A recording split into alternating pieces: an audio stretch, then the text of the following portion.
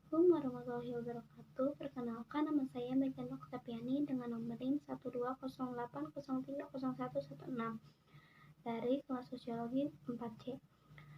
Dibuatnya video ini bertujuan untuk memenuhi ujian tengah semester dari mata kuliah Sosiologi Komunikasi.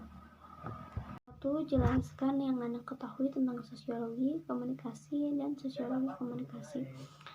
Yang pertama yang saya ketahui tentang sosiologi yaitu sosiologi merupakan ilmu umum yang mempelajari gejala umum yang ada pada setiap interaksi manusia, bukan mempelajari ilmu dengan gejala khusus. Oleh karena itu, sosiologi mencakup segala aspek dalam kehidupan manusia, karena manusia hidup bermasyarakat dan selalu melakukan interaksi dalam kehidupan sehari-hari.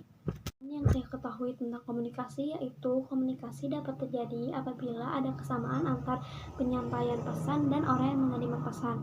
Komunikasi sangatlah penting untuk suatu kumpulan dan suatu organisasi, karena dengan adanya komunikasi informasi yang akan kita sampaikan pada seseorang itu tak sia-sia, atau dalam artian informasi itu sampai pada sesuatu yang kehendak. Dan yang saya ketahui tentang sosiologi komunikasi yaitu sosiologi komunikasi adalah ilmu interaksi sosial dalam penghubung antar masyarakat satu dengan lainnya untuk menciptakan keteraturan sosial, sehingga perihal ini komunikasi bisa dilakukan secara individu atau kelompok dalam proses timbal balik yang diperlukannya. 2. Menurut Burhan Bugin ada peran ganda yang dilakukan media. Jelaskan dan berikan contohnya masing-masing. Peran media menurut Burhan Bugin dibagi menjadi 2, yaitu yang ke-1, media massa adalah institusi yang berperan sebagai agen objek, yaitu sebagai institusi pelopor perubahan. Ini adalah paradigma utama media massa. Contohnya yaitu media berperan sebagai institusi pencerahan masyarakat. Media massa juga menjadi media informasi, dan media massa juga menjadi institusi budaya, yaitu institusi yang setiap saat menjadi condong kebudayaan.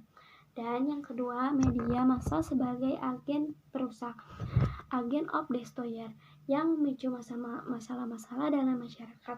Contohnya yaitu kekerasan dan sadisme. Media massa dapat disaksikan memulai dari film kekerasan, film horor, sampai dengan tayangan kriminalitas pembunuhan karakter seseorang terhadap orang lain, tayangan dan pemberitahuan yang tidak bermutu. Yang ketiga, apa yang dimaksud dengan ideologi media? Ideologi media pada dasarnya adalah gagasan-gagasan atau nilai-nilai pokok yang diusung oleh media massa melalui pesan-pesan yang disampaikan kepada khalayak itu berupa berita, iklan, film, tayangan sinetron, atau tayangan reality show. Ideologi media juga tampak secara implisit berupa sistem makna terkandung dalam sistem-sistem lambang yang dapat membantu mendefinisikan dan atau menjelaskan realitas walau kerap kali bias, serta memberikan acuan bagi publik untuk berpikir, bersikap, dan memberikan respon. 4. Jelaskan fungsi media dan berikan contohnya masing-masing. Media massa juga mempunyai beberapa fungsi, yaitu yang pertama sebagai pemberi informasi yang kita bisa gunakan melalui media. Pastinya tanpa media sangat mustahil informasi akan tersebar luas tanpa terikat ruang dan waktu. Selain itu, media massa juga sebagai pengambilan keputusan.